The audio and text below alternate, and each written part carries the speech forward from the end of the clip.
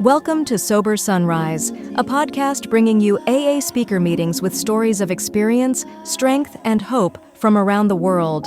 We bring you several new speakers weekly, so be sure to subscribe.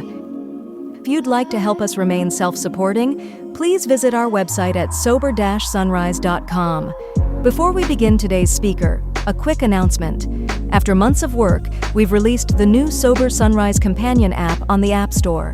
It includes the same daily Sober Sunrise speakers you already listen to, plus sober time tracking, daily pledges, favorite speakers, a support phone book for your sponsor and recovery circle, meeting tracking with reminders, and home screen widgets to help keep recovery close between meetings. We hope you'll give it a try. You can find the link in the episode description. Whether you join us in the morning or at night, there's nothing better than a sober sunrise. We hope that you enjoy today's speaker.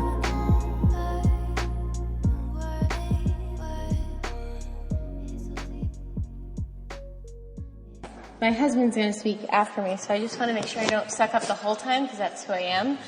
I'm really selfish, and I like all of you to pay attention to me. Just kidding. Not really. But it took me a long time to admit that I was powerless over alcohol and that I was an alcoholic. Who wants to admit that when you first come in here? Probably none of you. Or maybe, I don't know. I was not one of them. But I'm going to let God step in here at some point. I'm just going to sort of go through my experience, and hopefully my strength and hope will definitely come through my higher power so that one of you can hear something. Or if not, I just get to remind myself why I'm here and what my purpose is. But yeah, I mean, I was around alcoholism my whole life. And I was introduced to AA when I was 16, but had really no idea or desire to join or be part of. Because I wasn't as bad as all of you, and I didn't have the same stories as all of you, and my story, was so unique, and I was just so different. Which really didn't end up being the case. My experience was more just for me to be able to pass that on and hopefully to have another woman identify with it. And then we could, build the solution through God together. That's sort of what I found now. But my experience with drinking and where I really started to find out that I was powerless over alcohol came in when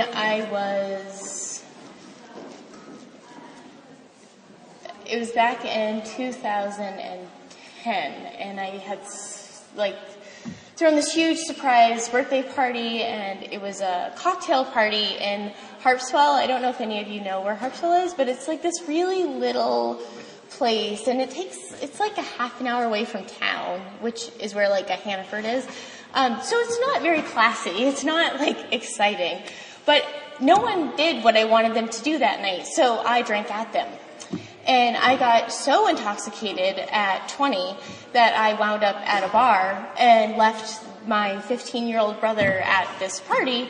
That I was his kin at this point, and I don't remember anything for the next few days because I was withdrawing from alcohol. And that still wasn't enough for me, and he was really scared being left home alone with all these other people who he had no idea who they were. But I did slow down on drinking at this point, and I was just controlling it. I was kind of like the guy in the big book who, had this engagement to be kept, and so he's not going to drink until, the 25 years later and the carpet slippers come out, and then he's off and running and doesn't even remember anything. So that's kind of how my story goes, is I start to try to control my drinking. But the last time, my last drunk was me trying to control my drinking, and it couldn't happen anymore. I couldn't not get drunk, and I could not get drunk to the point of blacking out and not remembering things. And at this point, it was the last straw for the place that I was living. And I was told that I either needed to do the 12 steps or find another place to live. Well, finding another place to live looked really great, and doing the 12 steps did not. And so who wants to hear that you need a spiritual solution? Probably none of us. Because what does that even mean? Like, what do you mean I need a spiritual solution? Like, I got this. I'm doing it. And so I'm still not really admitting that I'm powerless over alcohol. I'm really not getting it. I don't want to. But I'm doing it anyway. I'm going through the steps. And it's on my 4th step, and I'm writing resentments about my boyfriend who's controlling my drinking and telling me that I cannot have X amount of drinks because he doesn't like the way I behave. Red flag, so I'm starting to realize, oh, and how did I get into this relationship in the first place? Let's rewind. I was blacked out when we met. He had just gotten out of jail from an OUI. Knight in shining armor, oh, hello! Hey, let's hang out. You are exactly what I want. And so our relationship progressed this way, and I did not stay sober throughout this entire relationship. But he was mad at me for my drinking. Yeah, well, so, I'm reading all this to my sponsor, and she's like, you are totally one of us. What? Because we are self-diagnosed. We have to have a desire to stop drinking to come in here. So she's like, do you at this point have a desire to stop drinking? I was like, yeah, I do. And it's funny now, but I was so gung-ho on controlling and being in power. Being powerless for me was not something I was willing to admit. And so, and I have a lot more experience that I could share. I got arrested at 15 for shoplifting. That could have been a red flag. Whatever, just all sorts of things. But funny story is that my 5-year class reunion was last week, and so I think now being in AA, oh, maybe I have a purpose to go here. I could make some amends, or I could show up. And the last time I talked to some of these women now that were in my class was at another party I threw that girls were not doing, or, men, whatever. People were not doing what I wanted them to do. And so lack of power has always been my dilemma. I just never realized it. So I threatened them all with a butcher knife and told them all to get out of my house. But what I really meant was stay and have fun. But what I was doing was not that. And then when they weren't doing what I wanted them to do, which I'm sure was probably confusing, I took the knife on myself, and so that scared, a lot of my 15-year-old friends. And now they won't talk to me, and I'm sitting there oh yeah. And with a clear frame of mind, I probably really harmed those people, and it's probably best that I don't try to make an amends to them and back off. But so I definitely am powerless over alcohol. My life absolutely became unmanageable. And when I, finally got in here, I was hopeless. I was finally beaten down. And it was a spiritual and emotional hopeless for me. I didn't have one of those, low bottoms. I didn't really lose. All my family members were kind of distant at that point anyway, and I didn't have a lot to lose. I had a car that I had for a long time, and I was still driving that. So I didn't. It was more internally. It got to the point where I was just broken, and I was really alone, and I felt like I couldn't talk to anybody. And because I had shut them all out again, because that was kind of my goal at one point. I was like, well, if I don't have to deal with you, I'll be okay. And so I kept you all out here, and I never knew my truth. And I could never talk to you about my truth because I was so delusional, because I continued to believe my own lies. And this is where my God came in. And it's, my God conscience was right all the way down in my belly. And it was this little voice, and it said, you need to call the one person that you don't want to call. And this one woman was in AA, and she had a spiritual solution, and she was sponsoring women, and every time I'd come to her with my problems and my woes, she'd say, wow, she'd always have this silver lining. I don't even know what it was because I didn't even get it. But I called her, and, I'm like, I am hopeless, I am powerless, I don't know what to do, I can't move on. I was to the point where I couldn't even, get in my car to go home because I was and I was leaving a meeting, this is my whole point, and I was just I don't know what to do. I don't know what to do. She's like, well, first of all, you've definitely got alcoholism. And second of all, you need a sponsor. So these are all things that I still am why do I keep getting directed to this program? And she was like, I have a number for you. Call this woman, meet up with her for coffee, and let me know how it goes. So I met up with her for coffee, and she didn't tell me any of what I wanted to hear. She definitely explained a spiritual malady to me and how I was very selfish, and that I continued to do things based on self, and it put me in harm's way, and then I had a choice whether or not I wanted to do that anymore. And I had never heard that before. I just thought that, and what I didn't realize was that was all insanity, is I thought that I was stuck in that cycle, and I thought that by me doing the same things over and over and over again, that eventually I'd get a different result, but it never was going to happen. And so she offered me a different way to live.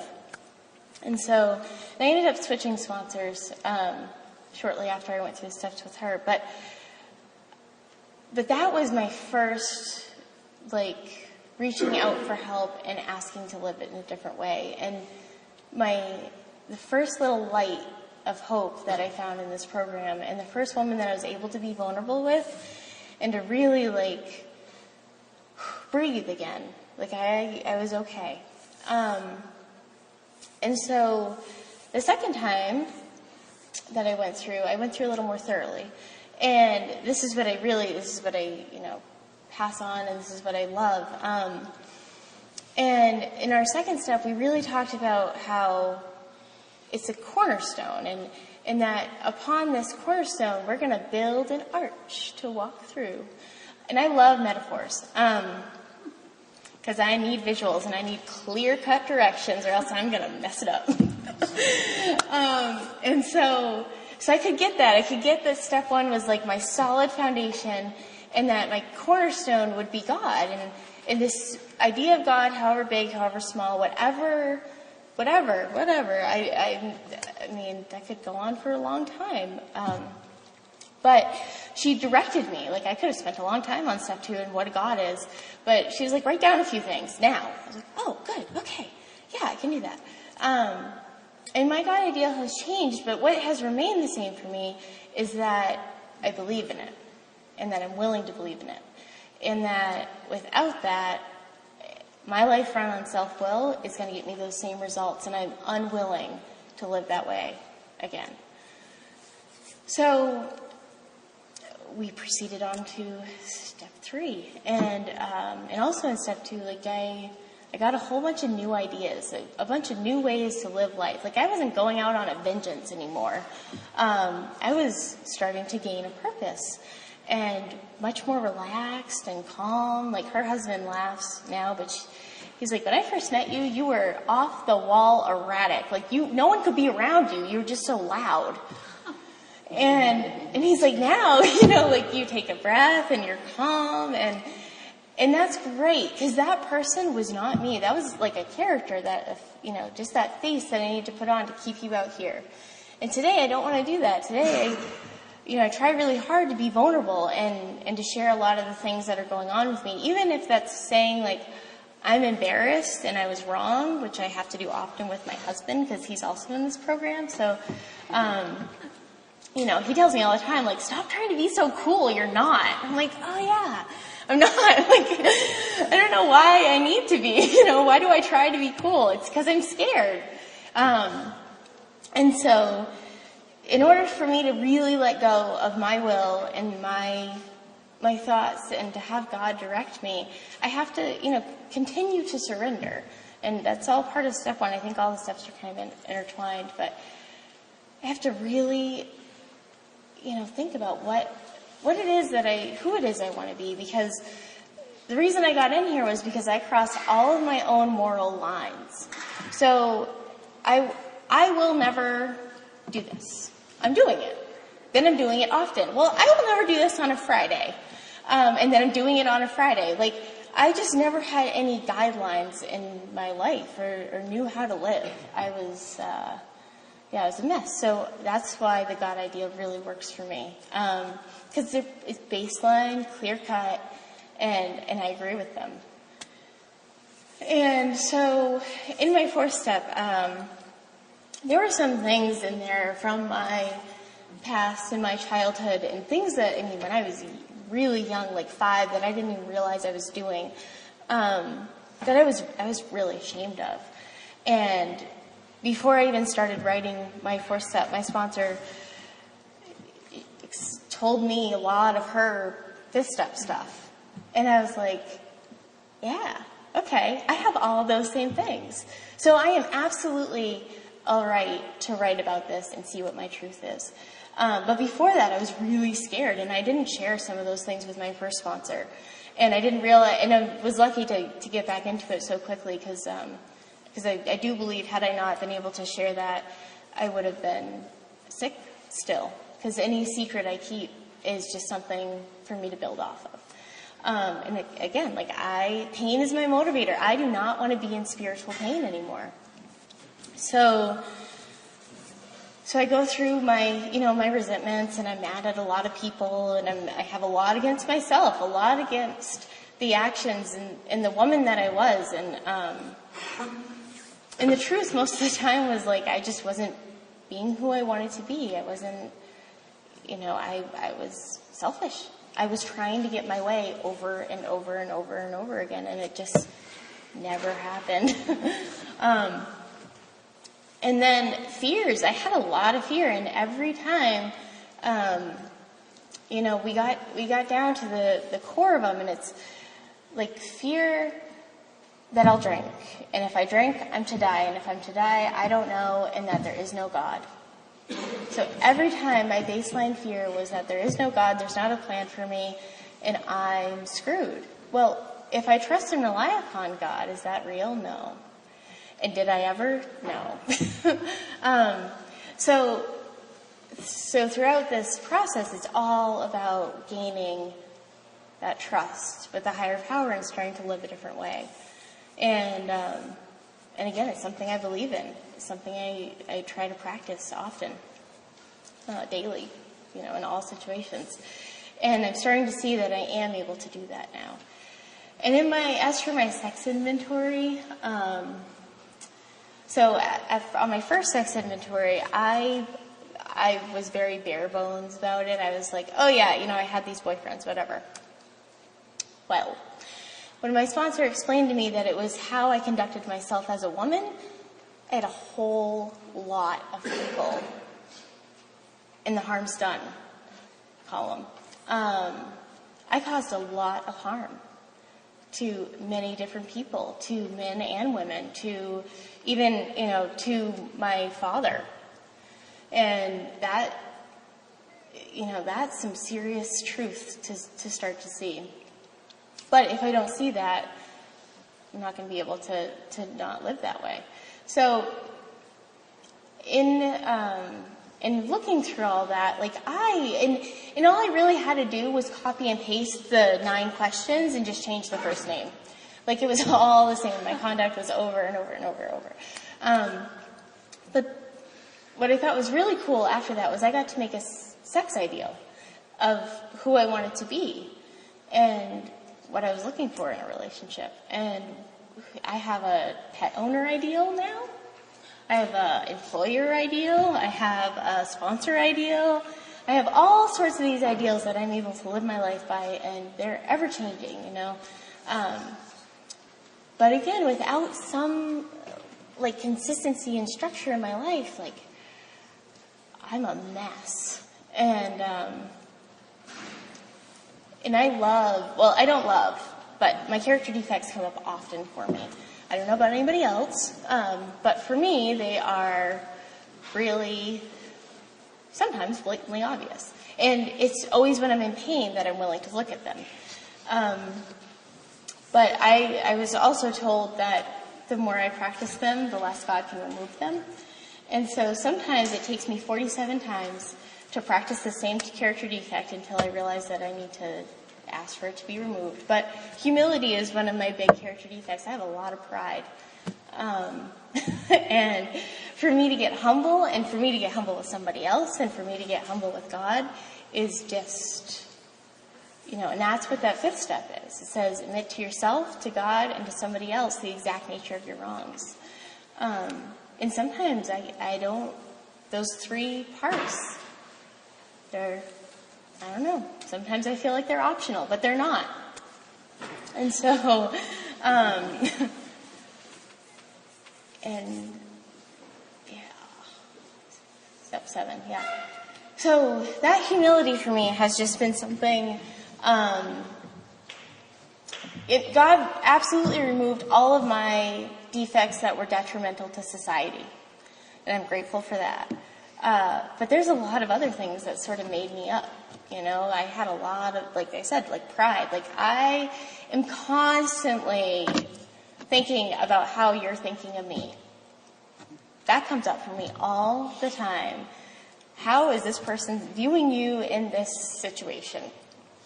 And some of the big things for me that come out of that are, selfish and dishonest and abandonment and loneliness and fear and, all these things just, like, they'll come up now. And I didn't even realize that they were there. And a lot of them came up at my wedding. I had a lot of unresolved resentment against my dad. And I had no idea. And I had already made amends to my dad. And so even in recovery, I went right back to that little girl who was defensive, and I was protecting myself again. And I was unable to be vulnerable and have humility and just say, like, I'm scared. Like, I'm embarrassed. Or, just those simple conversations and I was trying to protect myself. And so I'm really grateful for all of these experiences to keep me growing, to keep me learning, to keep me getting rooted in my truth. And a lot of the time, my truth is my God. And becoming willing to make amends. Like I said, I made a lot of my amends pretty early on. And now, like, I'm at a point in my relationship with my dad where, he's unwilling to hear an amends from me from my behaviors on my wedding day. But as for my relationships with my mom and my brother and even, ex-boyfriends and their families, like, I never realized like I said, in the harms done category, like, who was affected by this? There was a lot of people in some of those relationships that I really had no idea, like parents or, at a Christmas party, and I was really embarrassing. And so did it go out to make amends to all of them? No, but some of them I felt like I had really directly harmed. And I've been able to make amends to them and be part of their life, and that's a huge gift. And I think that making amends and your character defects, like, to be vulnerable and humble, to admit your wrongs to these people, you're less likely to start practicing those same defects in your current relationships. And I think that that's really special that we're able to do that. Because that's where a lot of the magic happens, is families can be put back together, relationships can be built, new ones can be built. And all of that is God's work. And step 10 is just a cool little way to wrap up 4 through 9. And sometimes, if I'm really on it, I can just go right through it, and I don't owe anybody an apology. But do I do that all the time? No. Sometimes it takes me a couple of days to realize that. But there was, I have a really cool step 10 story that again, all this humility and pride. And one of my character defects is my looks. And I've been told I have looks that can kill, which at first was kind of funny for me. And now being in recovery, like, that's not the woman who I want to be. I don't want to give you a dirty look and make you feel bad, because then that makes me feel bad for practicing that. So I felt my face contort towards this woman. And she's a mutual friend. She's a friend of mine, but she did not have the right answer to when my wedding was. And I was like, what? You should know. And so that night it came up, like, I owe her an apology. I don't want to be that person. And when I called her about it, I was like, I feel as though I owe you an amends. I don't want to be this person. I want to be loving and kind to you and honor our relationship. And she was like, I didn't even realize that you did that. I was like, oh man, you know how hard it was for me to be that vulnerable and like that humble to you? But it was good because I needed to clean that up, or else I wouldn't be able to sleep that night. And so like that, that level of truth is so important for me today. Because that's just another one of those secrets I would have just continued to act upon and had no idea. And yeah, I love, like, I'm homeless right now. I'm home groupless, I should say. And so, like, I'm starting to get connected down here in the Portland area. And it's pretty cool how I don't really have to do much. Like, there's women in my life who just come in at exactly the right time. And I was just asked to facilitate a women's retreat on step 12. And so I really love step 12. I love, there's 3 parts to it. And I love that in order to have had a spiritual awakening, we had to be asleep at some point. And to practice all of these principles in our affairs, we have to start to know what they are. So that's why you go through the 12 steps. With each step, there's a principle. And so her and I are going through this, and we're really excited and we're fired up about it. And like how to practice these principles in all of our affairs, because I find that it's so, like, I love working with other women. I love sponsoring other women. I love connecting with fellow women in this program. And it's just awesome to have that mutual relationship. But to practice them in all of our affairs where no one's looking is sometimes a different story. Like, am I always picking up the trash when I miss the trash can? Simple things like that, or giving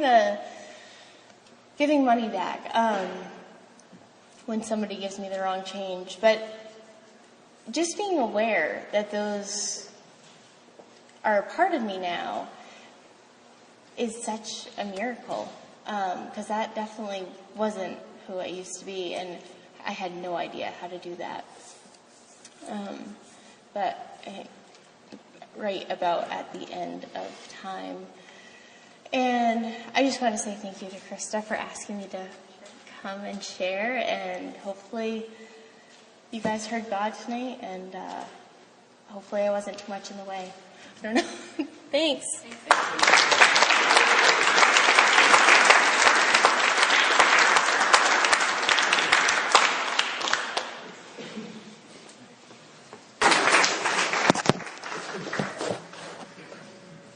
All right, yeah, my name's Nate. I'm an alcoholic.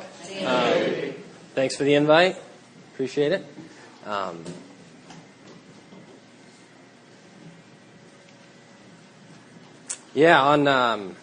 know I don't have to stick to the 5th step for a full half an hour, but it's pretty random, really. I actually just had a chance to do like a makeshift 5th step with my sponsor today.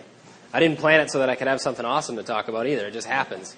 Like, that's what happens when I'm actively working a program. Like, I let some stuff go, you know what I mean? Stuff that came up in nightly reviews that I didn't want to process thoroughly, and the stuff sticks around, So that's what I do. I process it, And it doesn't have to be like a big sacred thing for me today. Like, my sponsor now lives in Texas, so we just get on the phone, We cut out half an hour and we do it, and I move on, I see what's going on, and I move on. And most importantly, like, I take that stuff to my higher power, you know? Like, without looking at that, without looking at, like, what are my glaring defects in this stuff that's going on with me that's eating me up enough for me to, like, you know, need to write it out thoroughly. And then, like, what can I be with God's help? Like, the sky's not even the limit for me, you know? And I guess that's a lot of what recovery has to do for me today, is that I'm a human being. Like, as far as I can tell, everybody in the room looks like a human to me. So I think we're all in the same boat. And but that's kind of like what I never wanted to be, you know? Never wanted to be human. That was my whole deal. That's why I pumped stuff into my body as much and as long as I did. I didn't want to feel human. I didn't want to feel human emotions. I didn't want to do human things. And I certainly didn't want to feel human guilt, you know? That was a big piece of what drove me. It was the guilt that I felt. And not just guilt, but I can believe whatever lie I need to when I'm on something. And if I'm getting drunk, and obviously, like, my story is a lot like a lot of other people's, you know. Like, I wasn't too picky, you know. Like, if I was crawling out of my skin with anxiety and guilt and frustration and nerves, if there wasn't like booze around, I wouldn't be picky about what I put into my body, you know. Like, I wasn't gonna be, oh no, I just drank. Like, I'm all set. I'll hold off on your dry goods because I'm respectable alcoholic. You know what I mean? Like, that was not my case. I did everything and anything that I could get my hands on. You know, wasn't picky ever. But yeah, I mean, I think, you know, the fifth step is huge, and for me, I even felt it today. And I swear to God, I've said this every single time I read inventory to another man. This is so stupid, I don't even want to read it to you. You know? Because I get so much truth. Like, the way that I was brought up and taught to write inventory is a 4-column deal, where by the end of it, I'm embarrassed because it's so obvious, you know? Like, I get to look at, you know, the first 2 columns I can bitch about, you know? Like, I can say this is them and this is why and blah, blah, blah. And then I get into, like, what does it affect? You know what I mean? Where's my self-esteem, my emotional security, my financial security, my pride, my ambitions, all this stuff. And then, you know, I get into the point where I get to flip it all around, you know. And first time I wrote inventory, I didn't have the experience of looking at a 4th step. It was like I got a chance to basically just bitch about everybody I was mad at. I did 2-column inventory my whole life before I got into AA. I didn't even know I was doing it. You know what I mean? I was just mad at everybody, and this is why, and you need to hear about it. So you can end up on my harms done list because I stole your peace of mind by bitching in your ear, you know? Like, that's what I look like. Like, I get mad at people, I rally the posse, and I want them to be on my side, you know, because that's like a part of my alcoholism also. I'm manipulative, and I want to make sure that you hear my version of the story before you hear theirs so you can be on my side, you know? And I'm talking about this stuff as like, I didn't know that had anything to do with alcoholism when I first got here. I thought I had a drinking problem. I thought I drank too much and I needed to come, not even here, but I thought I needed to go to rehab to, like, stop doing that. Like, end of story, really. That was my take on it. But not the case so much for me. You know, the fear of what people thought of me drove me for a lot of my life. And it still does to some extent, you know. I'm looking around, I'm seeing familiar faces. I got a chance to speak earlier in the week, and I'm like, these people already heard me. They're bored out of their minds. They're going to leave. But that's okay. I don't blame you if you do. But all the same, like, all in all, if I'm vulnerable, I'm all right. You know what I mean? I'm going to tell you guys, like, what doesn't work for me, how I'm broken, you know? Like, how much of a failure I've been in certain areas of my life. And I swear to God, that stuff connects me with some people. You know what I mean? Maybe not with everybody, but the people that really need to hear it. Like, that's how I connected with the people that have guided me through this program, you know? Was seeing their vulnerability and seeing that they were broken, you know what I mean? Like, all of a sudden, I don't have to be all these things that I'm not. I'm allowed to come into AA and tell you how busted up I am and I need help, you know? And if, you know, unfortunately, like, for any of us that aren't at that point, why would I touch a step? I wouldn't. You know, I mean, and that's just in all fairness to the deal. Like the 12 steps of AA were not on my, you know, my punch list when I first checked into detox. It wasn't the case for me. I thought I needed to go there, dry out, get, you know, sober or whatever that even looked like, and just stop doing what I was doing, and go back and, like, show everybody how great I was doing. Basically, that was like my thing. You know, I wanted to make sure I put my life together so that I could go back and say, look how good I did. I'm going to bounce here, but like, that was my deal too. Like when I first, when I was still a little sick after my first trip through the steps and saw, I got to my list of all the people that I had harmed that I needed to go and make amends to, Wow. Like, just a forewarning, if your list is way long with people that you probably really don't need to see, you might want to check it out one more time with your sponsor. Because that was the case for me, and I say that because there were a lot of female names on that list that I wanted to go check in with. You know what I mean? So they could see how good I was doing. And boy, you got the busted up version of me. You should have the best of me now, But anyway, yeah. So needless to say, as soon as I had this monstrosity list and I got a chance to share it with a sponsor, and he's like, yeah, we're going to cut this by about 3/4. Like, you're going to basically ruin more lives if you go and do this. So let's get to the stuff where you really did harm. And that was another thing. Like, I don't have the luxury of saving my own skin at the cost of other people. I did that my whole life. I remember literally being in so much emotional pain over the things that I was doing that I would kind of overflow, and I would need to basically just vent it on someone, usually the wrong person, I'd have all this stuff going on, and I'd tell the person, probably the one that didn't need to hear what I was about to say, I'd tell them. And basically drag them down with me so that I could feel a little better. And this program has taught me that that's not the way that I do things, It can't be. Unless I want to get right back into the spiritual sickness that drove me here in the first place. I can't do that. I can't continue to hurt people and pretend it's okay. Because there's no more delusion for me these days. When I hurt someone, it's real and it's raw and it's obvious, and I feel like a phony and all. I'm saying this because that's usually how it progresses, And by the end of 15 minutes of feeling that guilt that I hurt someone, I'm a phony and I don't belong in AA and I'm not qualified to speak here. That's just how my self-destructive mind plummets downward in a hurry, And what that really is me not being honest. That's really all it is. I think that's so simple, Anybody new that I work with, I always tell them, if you can just be honest, even with me and yourself, you've got a fighting chance of doing this, I think that's true, for a lot of us, most of us. Anybody that can have the capacity to be honest, because, you hear all the time, honesty, open-mindedness, and willingness will keep you around, Good luck with the honesty. Like I said, that's important, and if you can do it, it's awesome. I could be as honest as I could be when I was first coming around. It's not the honesty that I have in my life today, I can tell you that, It's a lot different for me these days because, as I've gotten more and more awakened to who I really am and what's acceptable for me, things have changed. What I could do my first year of sobriety would probably kill me nowadays if I tried to do it, And that's okay. I needed all of it. I think we go through everything we need to go through to get to where we're going. I'm a firm believer in that. It all happens in pieces. Because if I had gotten, and it's going to keep changing. That's the cool thing. I don't stand here and say, wow, I'm glad I've experienced the greatest level of truth there is. Because it's not true. Not even close, I know for a fact that, I have so much more to go through and things that are going to be revealed in my life. And that's exciting to me. Because, there's no finish line in AA. There's no end result. It's basically if I get to die, clean, and I mean soul clean, if I die with nothing on my conscience, I've done well, I mean, there's really no other end result for me anyway. I just need to treat every day as though it could be my last, I guess you could say. And I don't deal well with having things on my mind that I'm going to try to forget about. Can't do it, And before I, go all over the place with this stuff, I just want to just back up here and tell you a little bit of where I came from prior to realizing I was spiritually sick, because that was the case for me as a young child. I don't know. I hear a lot of different versions and ways that people say it, but there was a discomfort about my life.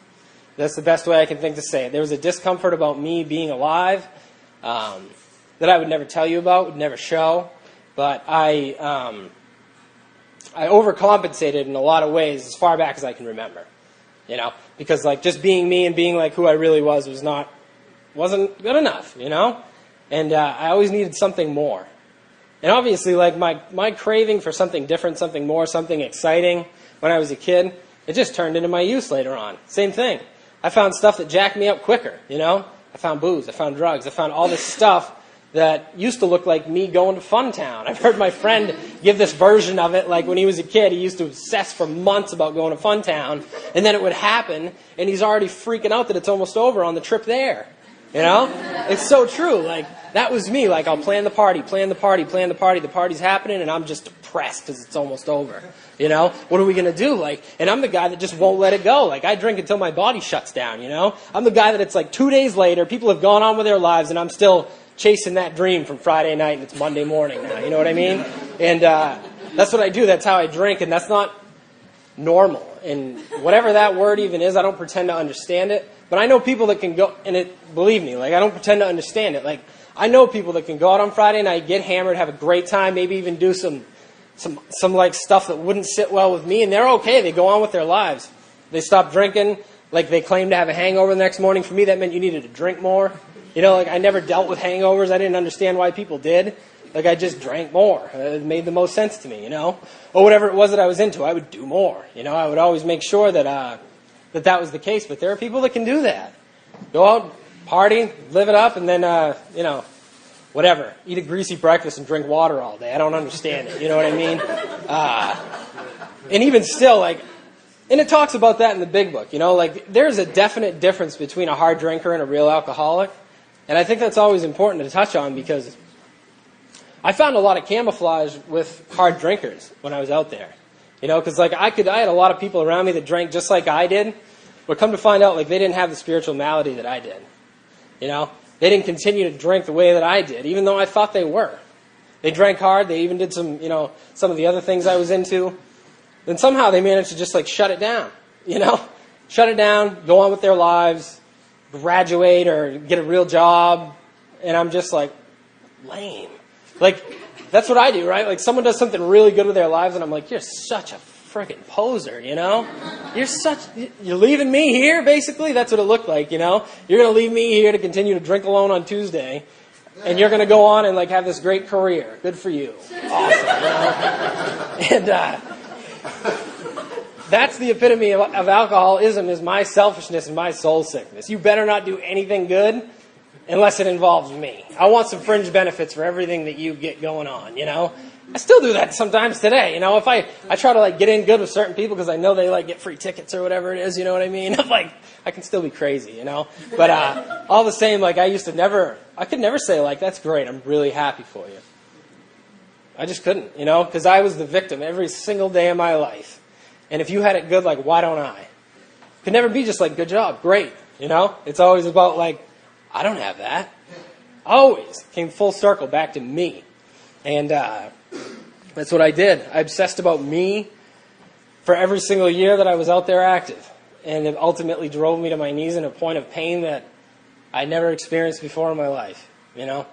And that's the only reason that I got into recovery, you know, was because I experienced that pain to the level that it was, where it didn't matter what was going on around me. There was no more delusion in my head that I could be okay doing what I'm doing. They talk about it in the book as being like the jumping off point, where, like, you can't imagine life with or without a drink. I know that place well, you know. I did a lot of drinking without my permission, so to speak. You know, like, I remember many, many times where I was like, I see for a fact that this is really, really tearing my life apart. I'm not going to do it anymore, you know? I'm not going to do it anymore. It should be that easy. And then all of a sudden, like, the opportunity arises 3 hours later, and I'm into it. And I can't, like, wait a second, but I wasn't going to do that, you know?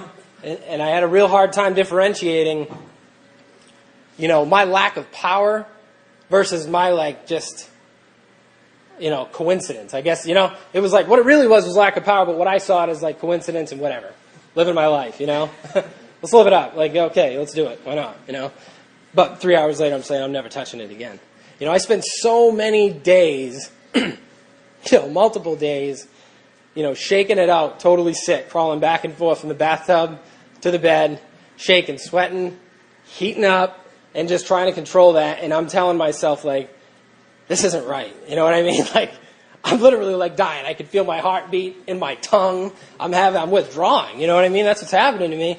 I'll never do this again. I'll never do it again, you know? And more often than not, for me, it was like well, I got to back off on the drugs. You know what I mean? Like, this is obviously what's causing this. Because, like, I'm sick, you know? I'm not, like, hungover sick. I'm sick, you know? So I'm going to, like, shake those and just stick to the beer, right? And I'm right back crawling back and forth the next week, you know? It never changed for me, like, and that's the thing, like, when I first got sober, I was in a position where I was unemployable, homeless, in Lewiston, Maine. Oh, thank you. That's beautiful. And yeah, for me, I'd like never even been there. You know, I ended up there by accident, basically. Ended up in rehab. That's where my path started.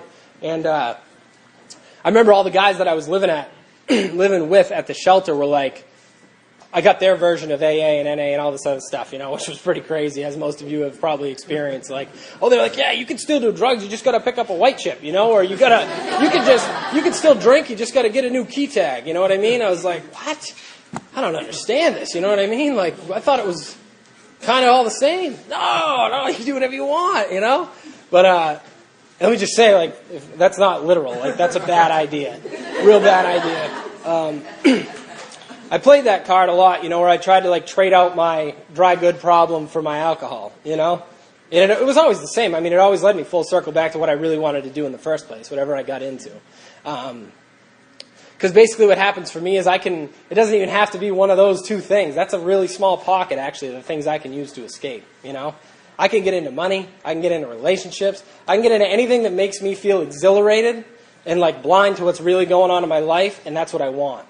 You know, I used that stuff for a long time in my life, where, like, if I wasn't actively, you know, drinking, I was doing something else. You bet you can count on it, you know? There was never a time where I could be, like, just doing nothing, comfortable in my own skin. There was no such thing as that. I've never experienced that until I got into the step work, you know, in here. And, you know, I remember when things were getting bad for me, and I was basically like, every day was spent wishing people didn't care about me anymore so that I could really, like, drink the way I wanted to and hopefully just die. That was my plan, you know? I remember landing in a detox one time and eventually having to face the music, you know? I slept for like 3 days, and then I finally realized, like, oh yeah, people have been looking for me for like weeks, you know? And that whatever level of, like, conscience that was still left in me, I had to, like, call. I called my father, and I remember very clearly, like, because, like, I always played the card like I wasn't hurting anybody but myself, and I really wanted to believe that, you know, so bad. But it wasn't true. I was tearing everybody's lives apart. Anybody that's ever had anyone that's cared about them, I swear, everybody is affected by this disease, you know, in some way, shape, or form. And it runs deep, you know. The people that I hurt were just people I didn't even think I was hurting, you know. Like my parents, I said, just leave me alone, let me do what I need to do, get off my back, stop caring about me, basically, you know. And you know, nowadays I can't even fathom, like, the sick nights they must have had, you know? And they've told me, you know, I've had a chance to go make amends with them and hear the real story of what my use did to them, and it wasn't pretty, you know? It wasn't pretty at all. It basically tore my family apart, you know? And they got to spend night after night after night sick, worrying, like, am I dead? Where am I? What's going on? And I called my father from this detox, and he was like, I had never heard him shed a tear in my life, and he was crying on the other end of the phone, saying, like, that they thought I was dead. Where am I? We're coming. Like that, you know? Like, I was like 3-4 hours away from where they lived, and they were there, you know? Even though I had done everything in my power to push them away, like, they still cared about me enough, you know? And ultimately, that was what it was for me in the end. Like, I had just a couple people left in my life that cared about me more than I cared about myself and gave me a nudge, you know? Change something. And, like, every day for me was basically spent, you know, trying to drink myself to death, you know, for lack of a better way to put it. Like, I just didn't want to do life anymore. It was such a hassle. And the pain was so great that I couldn't even, like, couldn't turn it off. There wasn't a person I could use up or something I could ingest that would turn that stuff off in my head anymore, you know? And that was my pain, you know? That was my pain that got me to a point where I was willing to do something different.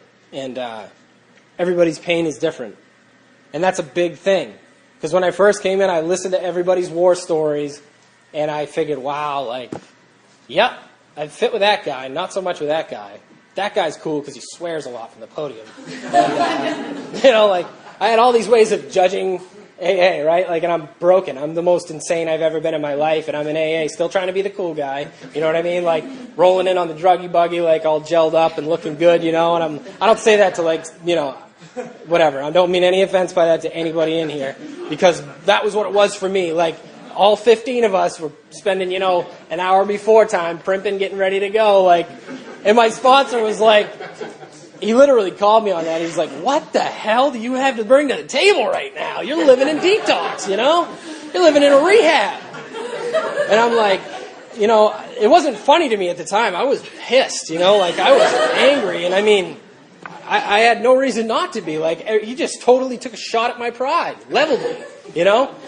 And like, those are the people that have absolutely saved my life, you know? The guys that are willing to shoot through my pride and level me and let me know what's really going on. Most of the time I don't react too favorably. Nowadays I've come to enjoy it a little more, but like, wow, like, I didn't want to be around anybody that was talking about the truth when I first got in here. It was too painful to look at, you know? But like I said in the beginning, like honesty, truth, that is at the core of what I do today. You know, and that's what I learned in the 12 steps is like honesty, truth. Like that's at a lot of the core of what we do. It has to be. I can't walk around and be, you know, doing one thing in one area of my life and come in here and saying all this like good on the topic stuff and pretend to go home and be okay in my own skin. It doesn't work for me. And like, you know, going back to like the hard drinkers or whatever, maybe that is the case for some people. I know a lot of people in AA that they don't work steps. They don't even need to. They just go to meetings and love life. And that would kill me. I say that only because it would kill me because I did it. You know, like I came in, I did a real half measures version of what this is, and it almost killed me. You know, I lost my mind in recovery, and I blamed it on AA, of course. Couldn't be me, you know. It's like AA doesn't work. I haven't done a thing. I don't have a sponsor. I haven't done the steps, but AA doesn't work. I'm still miserable, you know. I'm going to 14 meetings a week, and things still aren't getting better. You know, make me feel better. That's like my thing, you know. Make me feel better now. I don't want to wait around. Like, let's go.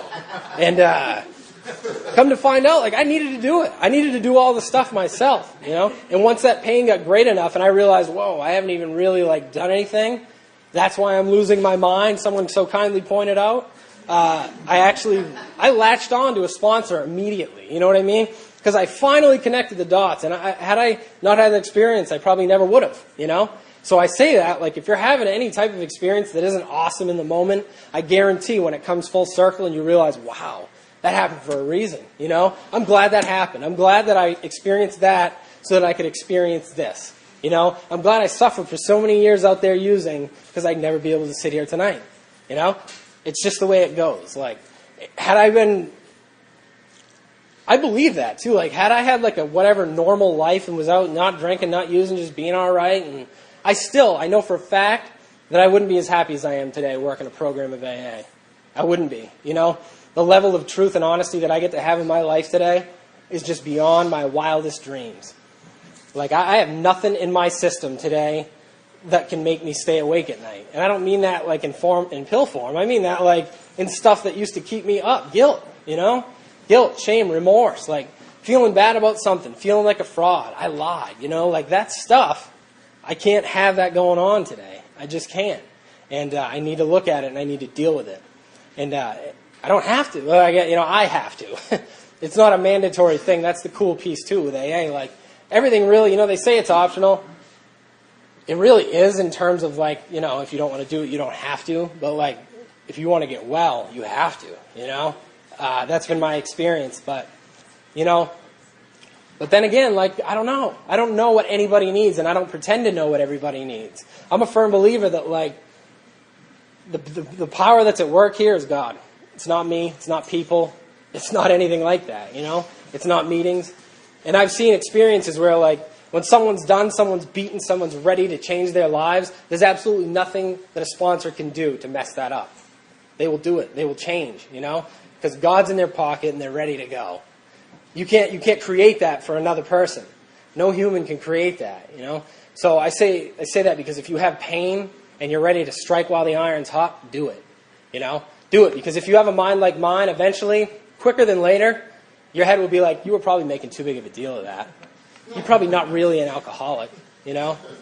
You probably just had a few bad ones. You should just go back out and try it out again, you know? Your friends miss you. Like, whatever my head needed to tell me, to like get me back out there, there I was, you know?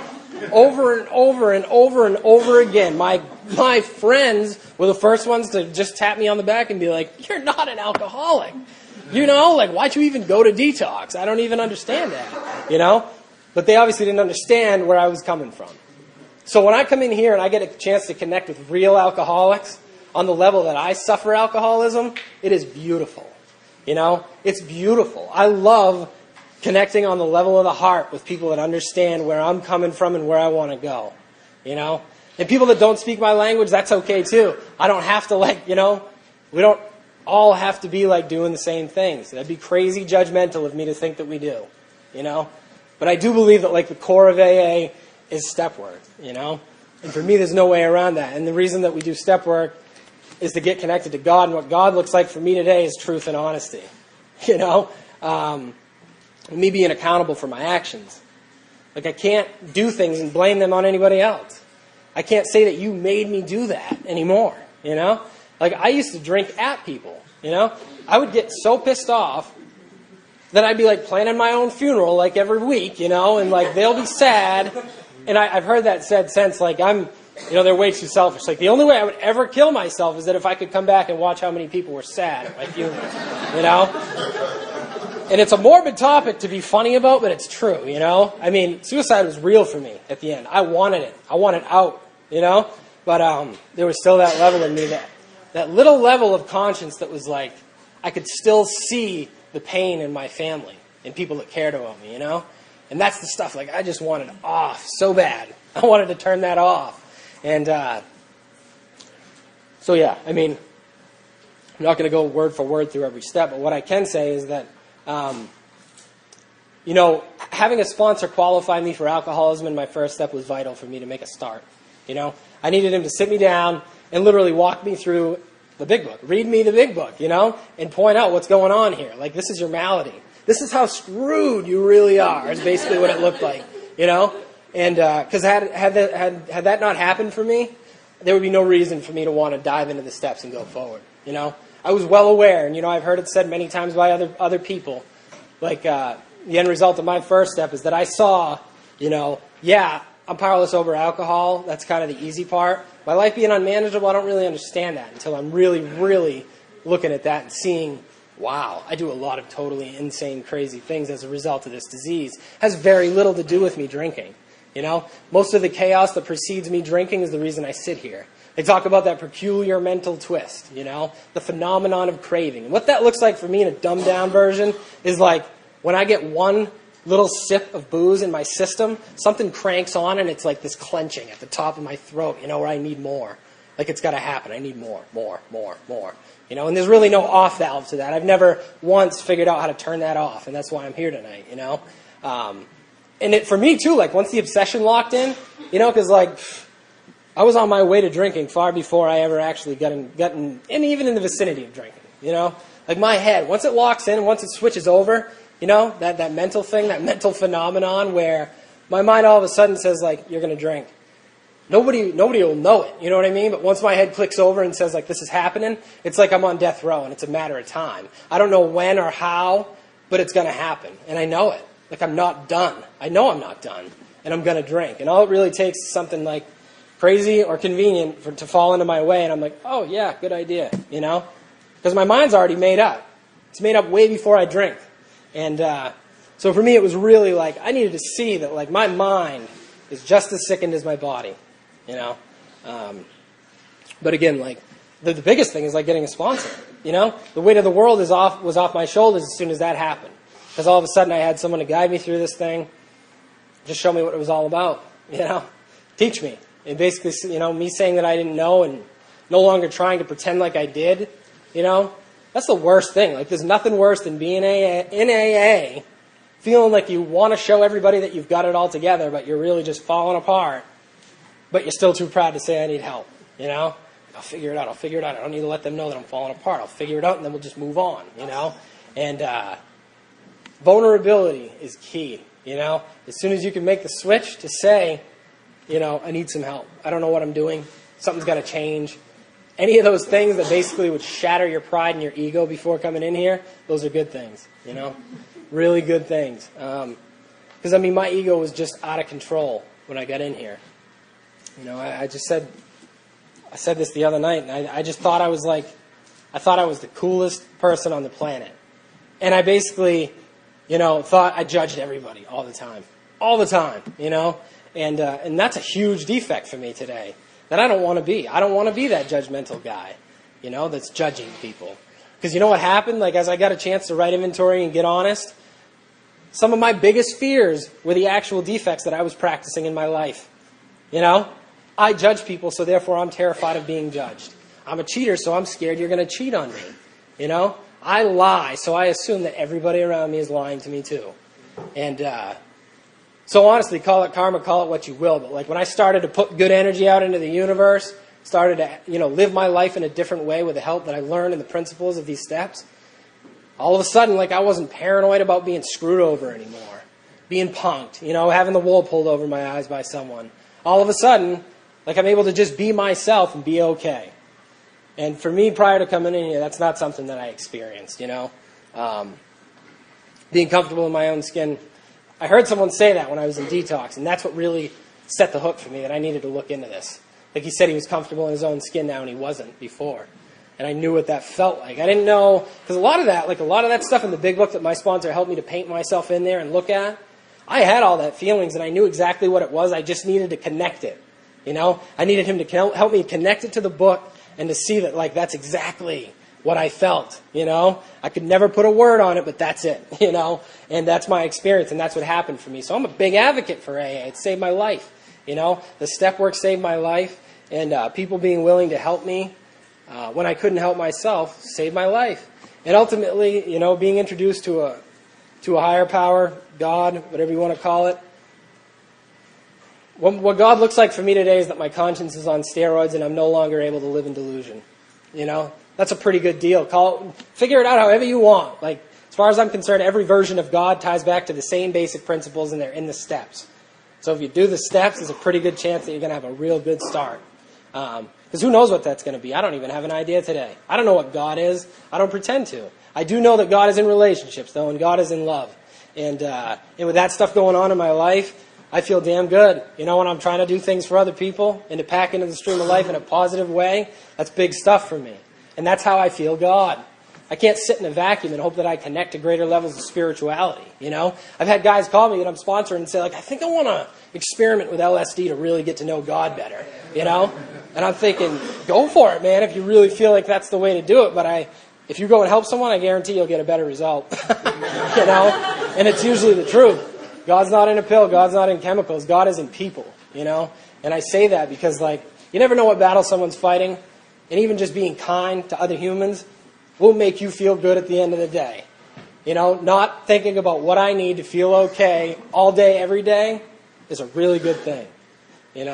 Because it's all taken care of. Come to find out, there's no amount of worry that can make sure I'm going to be okay for the rest of my life. So if you feel that way, just keep living here, helping people, and get hooked in with a sponsor that's going to show you how to walk this thing. That'll close. Thanks.